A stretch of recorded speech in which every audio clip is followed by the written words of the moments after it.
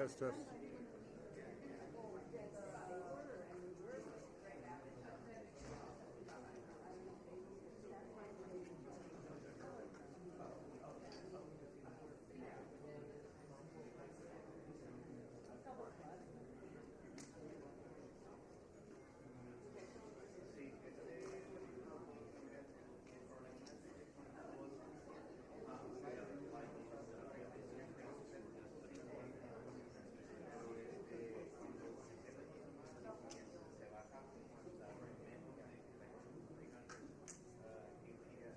Oh, okay, yes, yes, yes. I'll stand in front of the podium right now so you see me.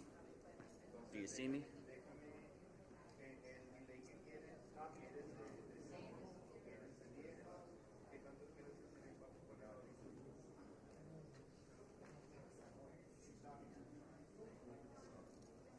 What was that?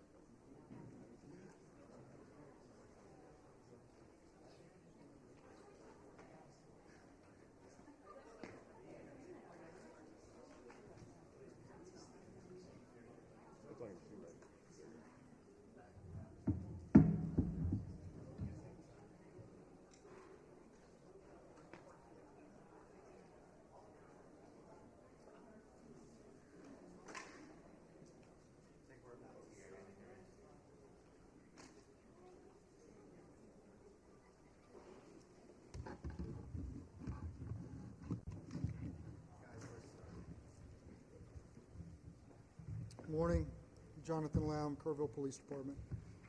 I appreciate y'all's kindness and letting me run a little long yesterday morning while I shared some of the stories of the heroic actions of my fellow City of Kerrville police officers during their response. I know those are things that our community has seen, and we felt it was important to share that with the public. This morning's briefing will be a little bit more to the point. The response here in Kerr County continues to expand as the mission becomes more technical. There's more than 2,100 responders on the ground here from state, local, and federal agencies working to reunite victims with families. 10 states have sent specially trained teams to our community, and 2 more states are en route. As I know many of you have reported, the governor, lieutenant governor, and the Speaker of the House are strongly committed to helping our community. And we're grateful that they're making our recovery a priority in the upcoming special legislative session. Our City of Kerrville and Kerr County leadership are committed to a transparent and full review of processes and protocols. The special session is going to be a starting point for that work, but our entire focus since day one has been on rescue and reunification, which leads me to our latest report. As of 8 a.m. this morning, there have been 96 confirmed deaths, 60 adults, and 36 children. The number of missing remains at 161, and there remain 5 campers and 1 counselor from Camp Mystic among the missing. If family members had reported a loved one missing and they've returned safely, we ask that you notify us through kerrvillemissing@dps.texas.gov or call 830-258-1111. Again, that's kerrvillemissing@dps.texas.gov or call 830-258-1111. Additionally, the state of Texas, FEMA, the Small Business Administration have opened a disaster recovery center here in Kerrville for those who have been affected by the storms. It's currently open at the First Baptist Church here in Kerrville at 625 Washington Street. It'll be open from 8 a.m. to 7 p.m. every day. The Individual Assistance Program can provide financial support for things like medical and dental assistance, vehicle damage, housing, child care, and replacing essential items, even for non-residents who were impacted by the floods.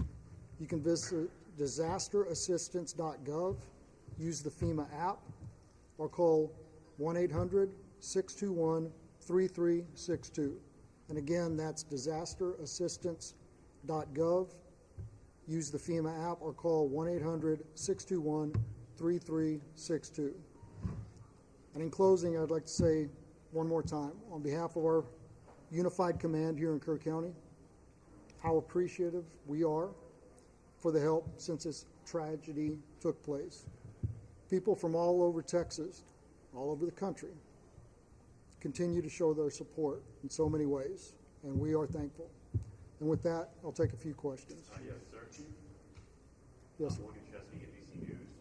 Did the inability of police radios to communicate directly with county radios hamper rescue or recovery efforts as those waters rose?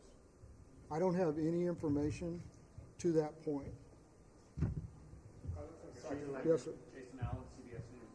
Given that you still have people who live in this area, what's different?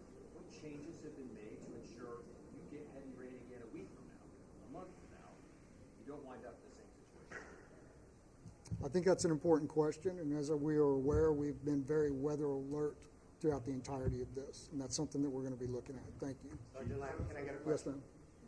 Amp Johns, News 4 in San Antonio. What can you tell us about the current surge area, how large it is, how much of it has been surged, and how exactly does the grid system work for something like this? So the last part of your question again, please. How does the grid system work for a disaster like this? Okay, so the grid system, I'm not a search and rescue recovery expert, so I don't want to speak out of turn, but it is a methodical search which ensures that every area in an area to be searched is covered and searched, and that no stone is left unturned. Unfortunately, I don't have a exact number of how many miles of river that we've searched or how many people who have been out there. I just don't have that information for you, but I'm happy to follow up. Sir, Tammy? last question. This will be last question. Yes, are there messages that we as a collective media are not getting out there? For example, hindrance and searches, what can we tell people who want to come up with big equipment to help search or remove debris? Hasn't that been a problem? I don't want to say it's been a problem because we're so grateful for the amount of people who want to come to this community to help. And we've had people from all over the state and all over the country volunteer their services and say, I have a front end loader, I have a boat, I have this. Groups and individuals. But it's important that we have certified professional search teams out there right now. We have compiled a database of volunteers who have made themselves available. And if and when that time comes that we are able to call upon them, we will be calling upon them. In the short term, I believe that all of our basic needs are being met, both through the federal and state response and the support that we've been getting, as well as this community rising up in a really unprecedented way to show their support for all of us here. Thank you very much. That's the end.